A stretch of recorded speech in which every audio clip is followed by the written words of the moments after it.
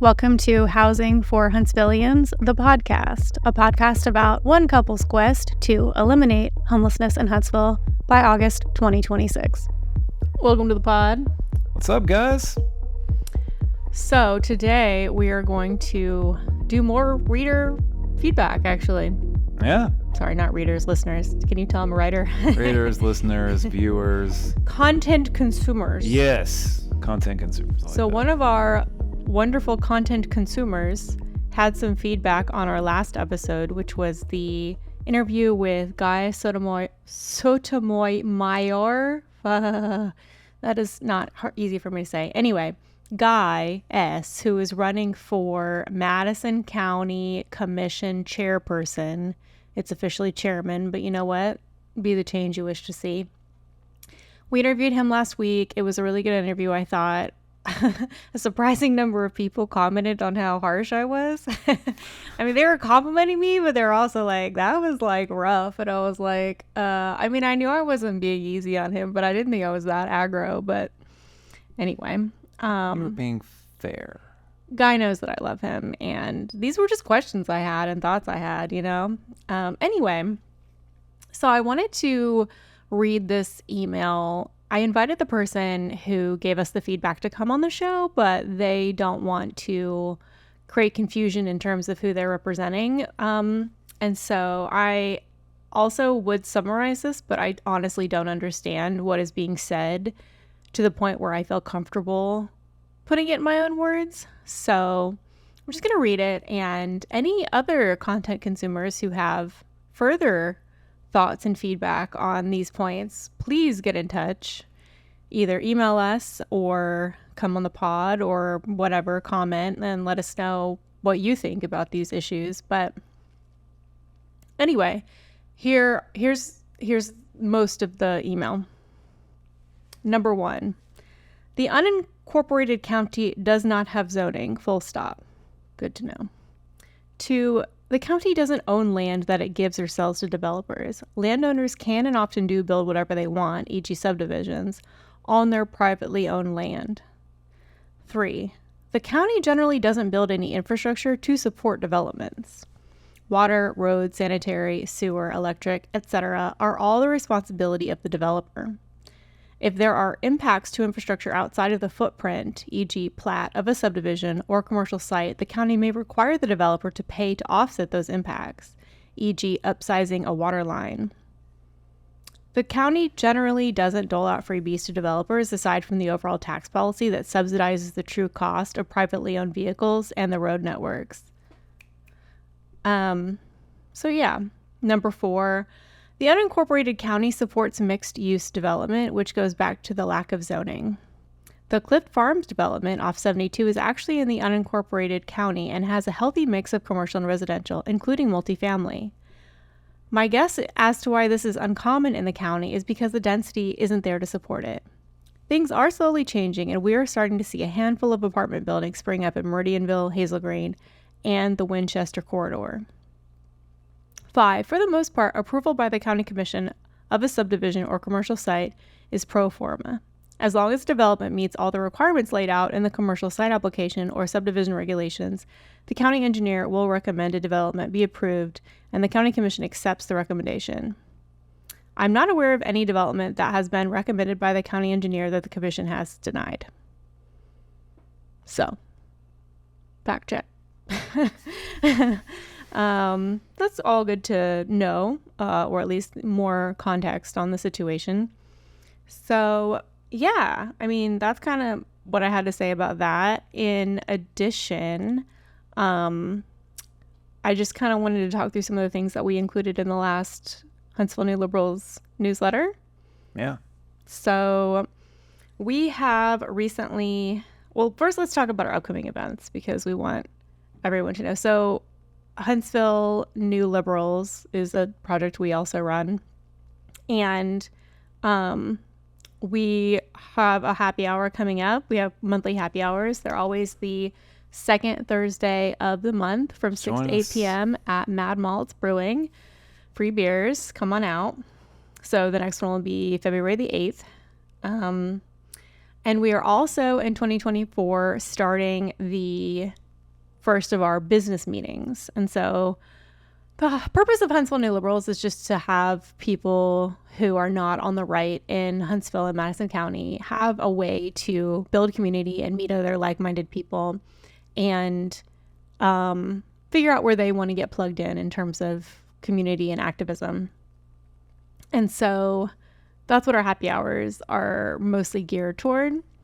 But we also want to be catalysts for positive change in terms of public policy. I mean, that's the purpose of this podcast. And we're also wanting to, if people are going to show up, maybe they don't just want to drink. Maybe they want to actually like get involved and do stuff. And so that's kind of what the business meetings are all about.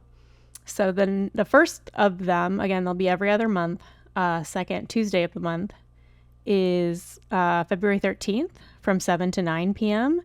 And if you go to HuntsvilleNewLiberals.com/events, you can find where you can RSVP and get the address for the February business meeting. And then, as far as like other things that we've been up to and things that you might want to know about.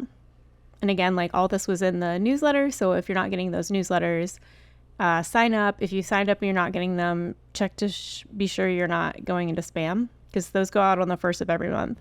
And let us know if you're having issues getting them, and we'll investigate. Yes, absolutely. Okay, so one thing I wanted to let everybody know about, this did not go in the newsletter because I didn't see it in time, is the ACLU of Alabama has a really great resource on their website. First of all, they've got a cool little graphic on their Instagram that goes through how the Alabama legislature works. And then if you look up their 2024 Ledge Action Hub, you can see a list of all the bills that are being discussed and whether the ACLU of Alabama supports or opposes each bill and why. So that's super cool. It's very convenient. Mm-hmm. And then we wanted to let you know that we went to the Alabama Arise advocacy training last month. And Alabama Arise, if you're not familiar, is a obviously state-based, advocacy organization that works on behalf of Alabamians experiencing poverty. And I was very happy with their advocacy training. I thought it was really efficient, it was well to done. the point, really good materials. They also had a flow chart that goes through how the Alabama legislative process works. They did a very good job of distilling down like all the processes and stuff involved in like legislation getting passed. Mm-hmm. It was very informative. Mm-hmm. Yeah.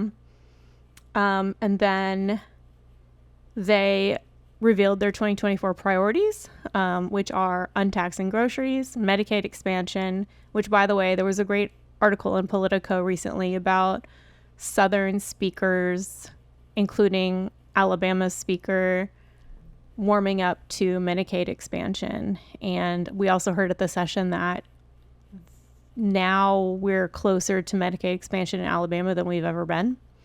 So reason to be excited about that.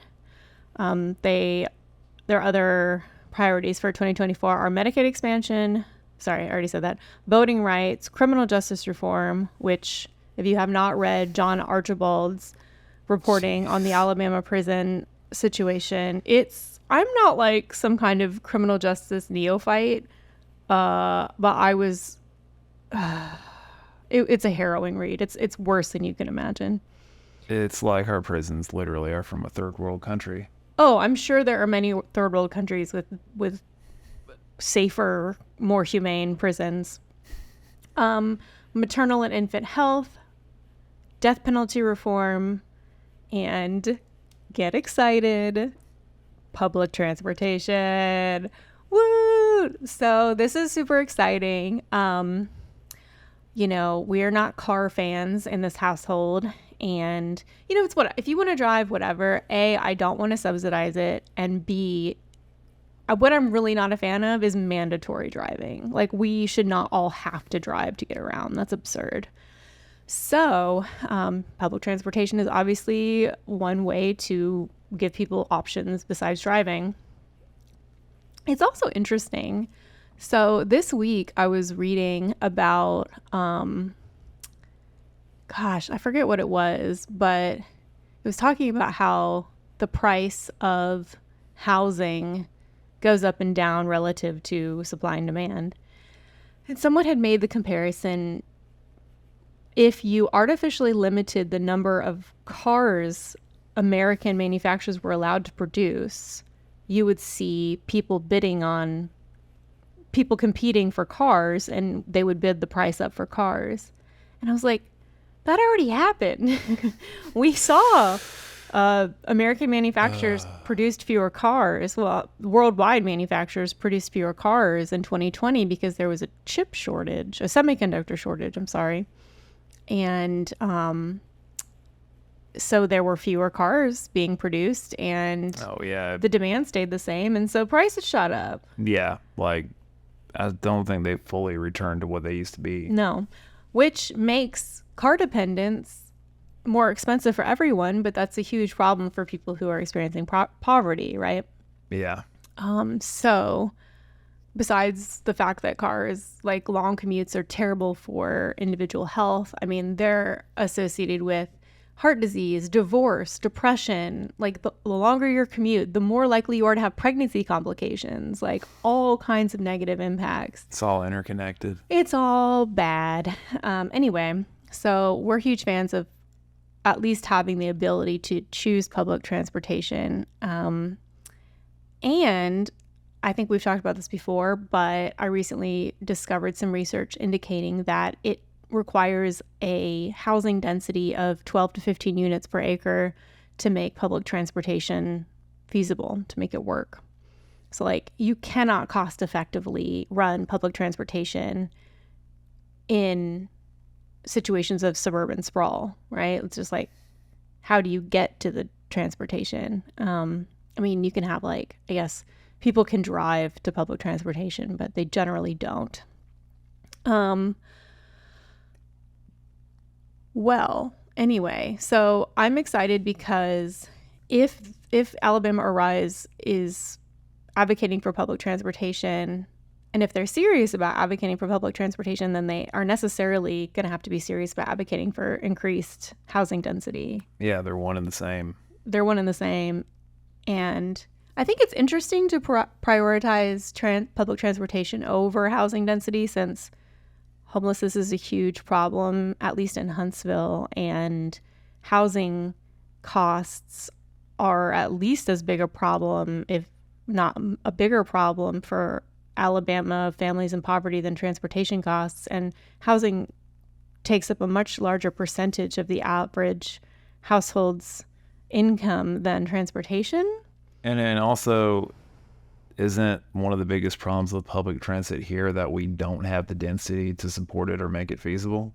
Exactly. Like, it's kind of like a prerequisite to being able to successfully implement public transit anyway. Well, aside from all the other costs and issues that not solving like homelessness and housing creates. To steel man the rail fan argument, I think that they would say that you really have to do both. Like, you can't just shove a bunch of density in without considering transportation, because then you just get traffic and opposition based on traffic. I guess my thing is I don't see the point of not focusing on them both to some degree. Exactly. Focusing on one without the other isn't gonna work, and doesn't seem to make sense to me.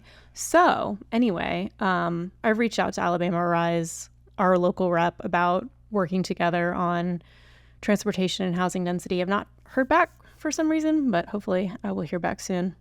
But they've got like other trainings. They've got a trip to Montgomery soon, so I don't know if that's going to have happened by the time this comes out. But anyway, follow Alabama Rise. They're doing good stuff. And then the other thing I wanted to share that's happened since we last spoke was we attended my first Madison County State Legislative Delegation Public Forum. That's a mouthful. So that was at City Hall, and it was really cool. So it was basically just like delegates from the Alabama State Legislature sitting there where the council usually sits, and every person who signed up got 3 minutes to speak their mind to the state legislature. And there were a few people who talked about things that like either didn't seem like issues or did not seem like issues the Alabama state legislature could do much about. But the vast majority of people, I thought, were talking about issues that were very important. They were on the right side of those issues. They were issues the Alabama legislature has the power to ameliorate those problems. It was very encouraging. It was really, honestly, very heartening to hear from my fellow Huntsvillians and what they want from the Alabama state legislature. A lot of good, sincere, takes. Yes. And I gave my first public comment since moving to Huntsville, moving back home. Thank you.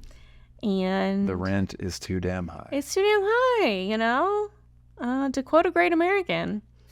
So yeah, if you want to head to the blog, I wrote a post about some of the other things that people spoke about and jotted down names where I could. So if you want to connect with those people and get involved on those issues, please do. I think that would be amazing.